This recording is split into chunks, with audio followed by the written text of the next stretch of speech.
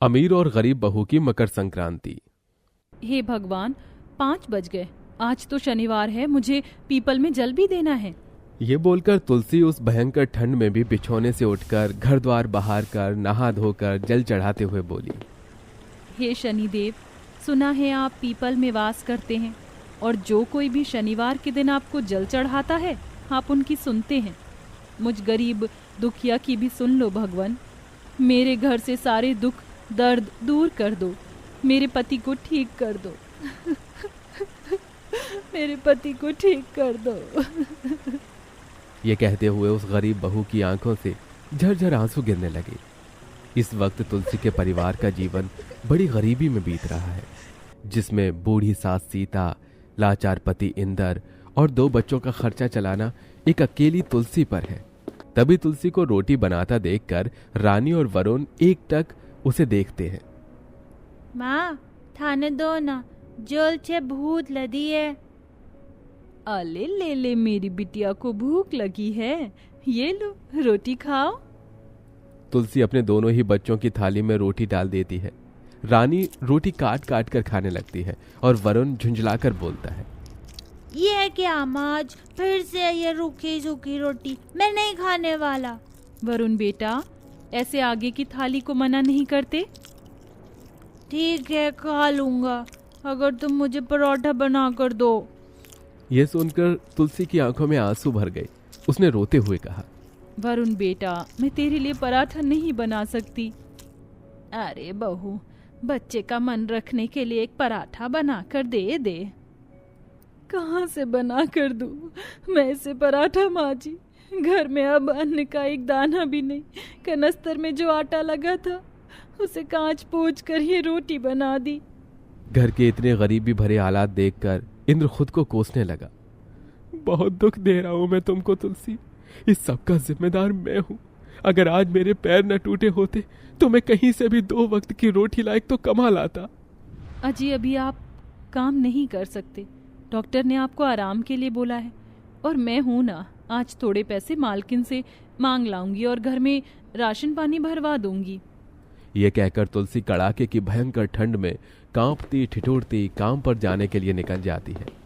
तुलसी एक बड़े ही रियायती सोसाइटी में अमीर अपर्णा की कोठी में रोटी बनाने और झाड़ू बर्तन करके परिवार चला रही है।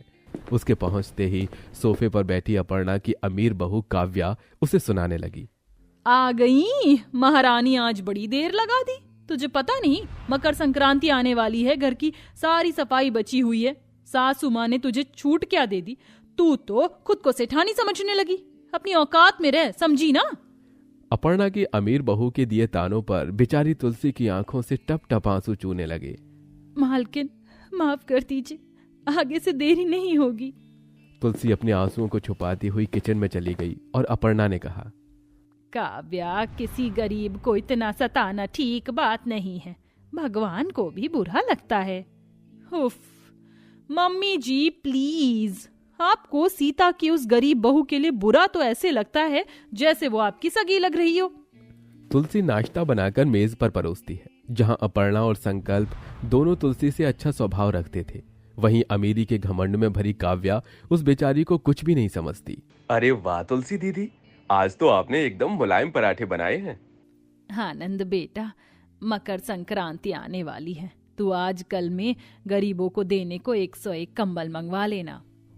काव्या गरीबी में दान पुण्य करने की बात सुनकर काव्या चढ़कर कहती है, मम्मी जी, संकल्प इतनी मेहनत से कमाते हैं और आप हैं कि हर साल मकर संक्रांति में गरीबों में दान पुण्य में इतना खर्चा कर देती हैं।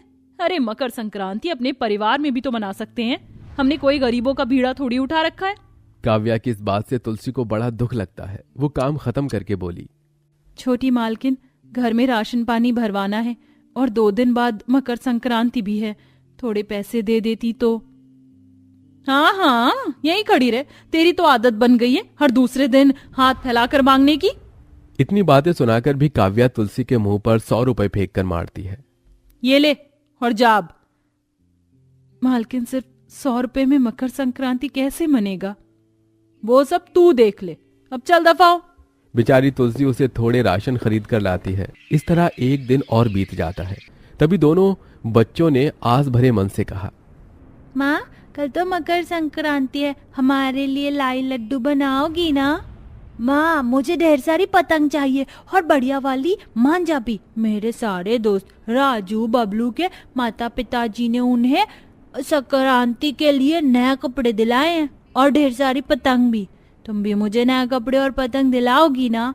मुझे तिल के लड्डू खाने और पूरी पकवान भी।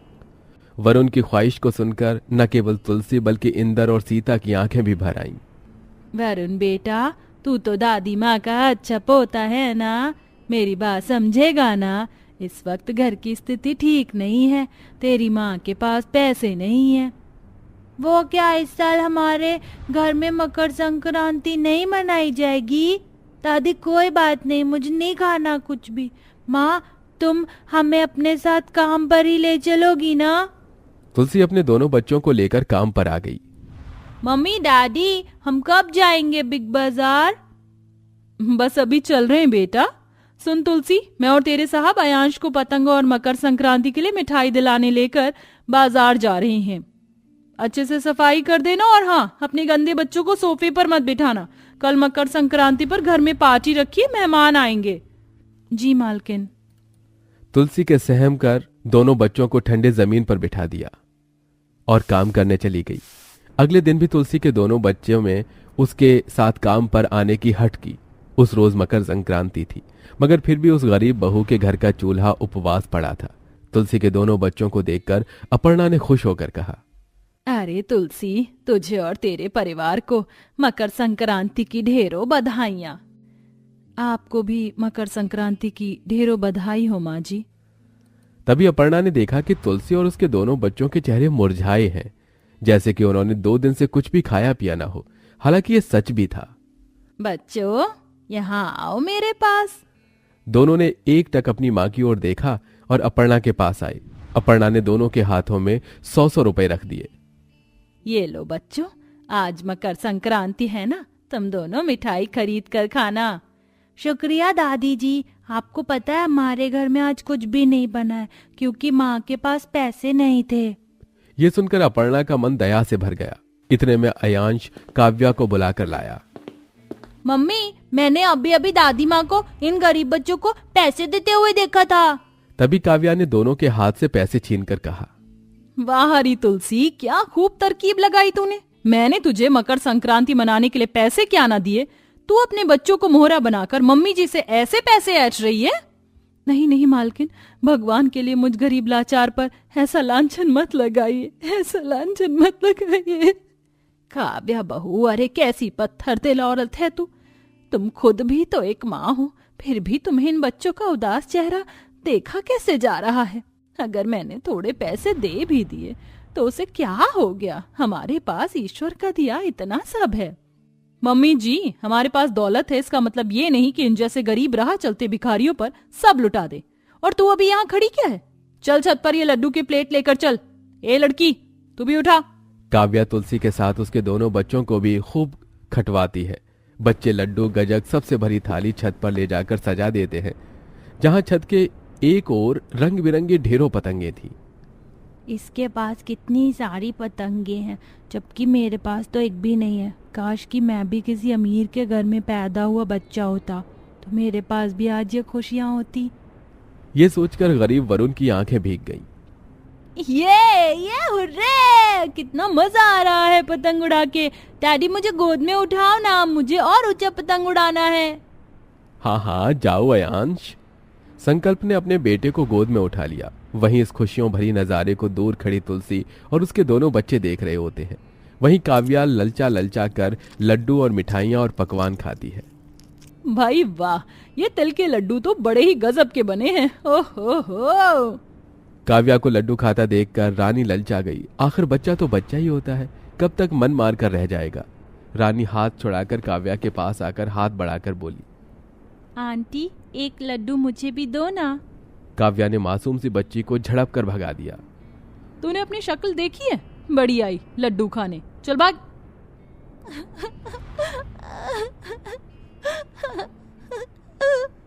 तभी एकदम से तुलसी की नजर छत के गिल पर गई, जिसमें उसे दरार दिखी।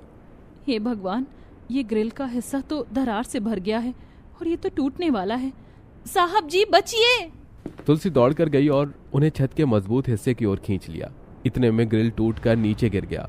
इस दृश्य ने सबको सहमा दिया और काव्या ने कहा, संकल्प, अयांश, तुम ठीक हो?